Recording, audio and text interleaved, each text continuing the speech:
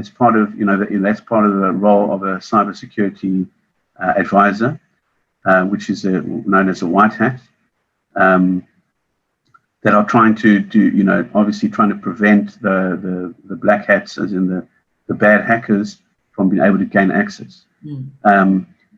So that's the first part is actually to do a vulnerability assessment, and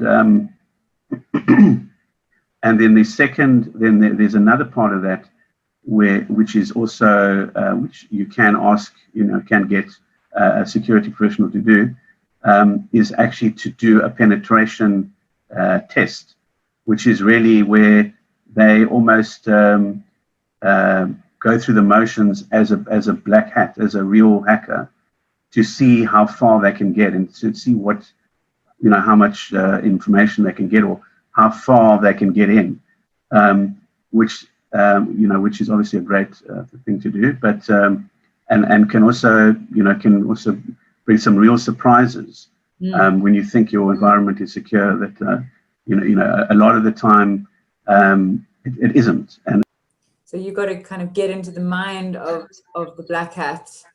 I mean, taking it back to your house, protection analogy, you've got to get into the mind of the burglar to figure out, where are the weaknesses, where do most burglars go for, because you've got to know how most black hats would think to then be able to protect your client's system. So what has been the kind of scariest cyber attack that you've heard of?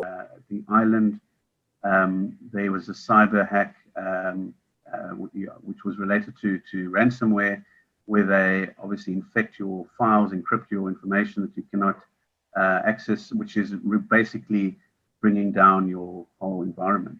Another, again, ransomware issue or outbreak in the US at an oil refinery that brought down half of the refinery. I think had it also.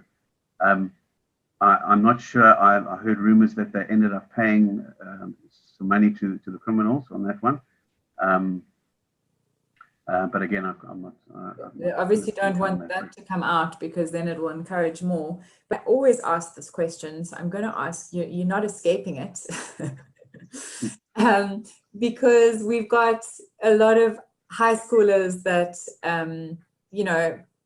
they're in our network, and I want to know, if you had to go back to your young Jason self, if you could kind of beam yourself back into the past and had to give your younger self one or a few key pieces of advice, what would you have to say to your younger self? And that is, whatever you're interested in, is to practice as much as you can.